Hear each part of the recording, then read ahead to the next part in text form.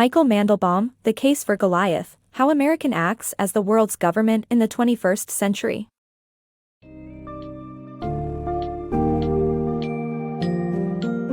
In The Case for Goliath, How American Acts as the World's Government in the 21st Century, Michael Mandelbaum contends that the term empire is a misnomer to describe the United States in the modern world. Instead, he asserts that the U.S. provides global governmental services, including assuring security, fostering a stable business environment, and protecting citizen health. The book traces the evolution of the U.S. into its current role, examining key historical events such as World War II and the Cold War that shaped its domestic and foreign policies. The introduction will prepare readers for a fascinating exploration of how the U.S. became the world's order maker, and the differing perspectives on its role in the global community.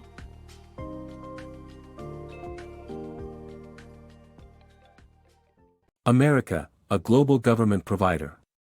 Some statistics confirm that the U.S. could be the world's modern empire, but this title does not reflect how America conducts its affairs worldwide. Instead, it provides governmental services such as security, creating consumer demand, protecting intellectual property, among others. Despite being labeled as an unpopular move, the U.S. serves as the provider of international government and the only superpower today. The country evolved into this role as a result of various events that transpired due to the outcome and aftereffects of World War II. The making of the world's government. The United States' involvement in World War II led to significant domestic and foreign policy changes that established the country as the world's government. It also resulted in economic and security institutions to address the Soviet threat and drew more adherents to its international policies.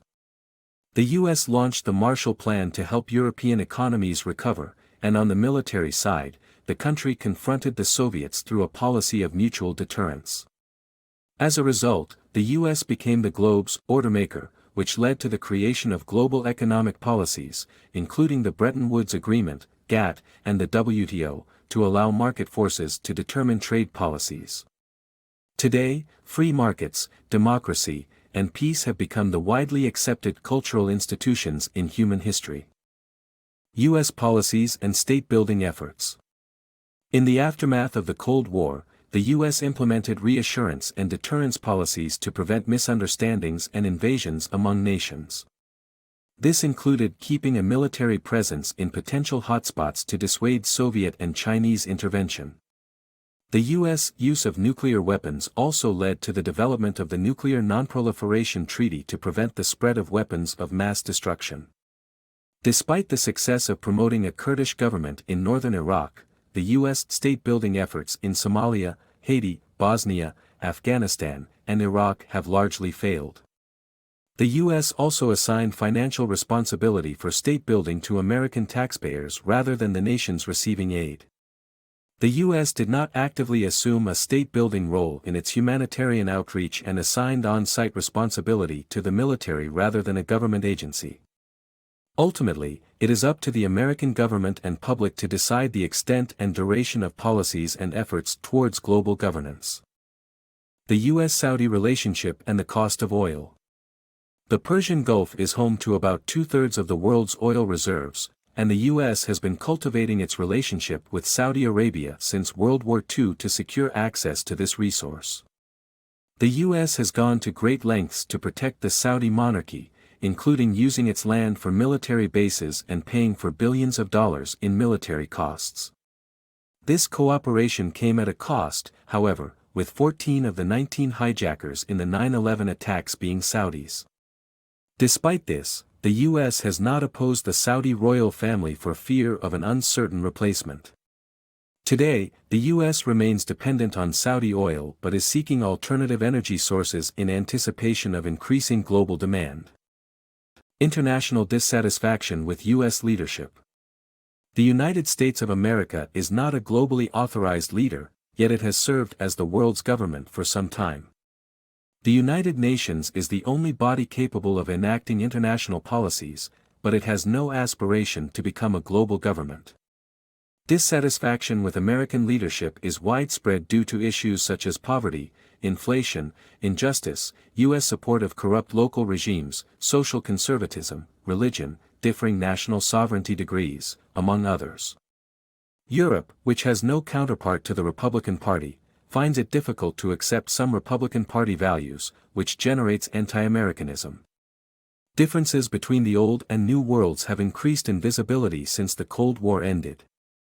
The impact of U.S. military withdrawal. Removing U.S. military forces from the world could lead to disastrous consequences, as evidenced by the non-intervention policy during the World Wars. Without U.S. presence, other nations and Islamic militancy groups would fight for power, perhaps even developing nuclear programs. The need for a world government to maintain order and economic growth would arise, but no other international agencies are currently equipped for the task. While Europe may emerge as a world leader, it still faces internal issues.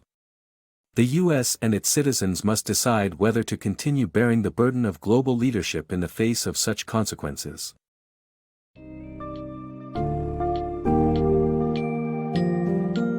Mandelbaum concludes that, despite potential drawbacks and opposition, the world has no other nation or institution better suited to provide global governance than the United States. While European nations could emerge as potential world leaders, they face significant internal issues within the European Union and NATO. As such, the burden of global governance lies squarely on the shoulders of the U.S. and its citizens. The ultimate decision on whether and how long the country is willing to sustain such policies remains in the hands of the American public. Throughout The Case for Goliath, readers gain a clear understanding of the historical and geopolitical factors that have positioned the United States as the provider of vital global services and what this means for the future.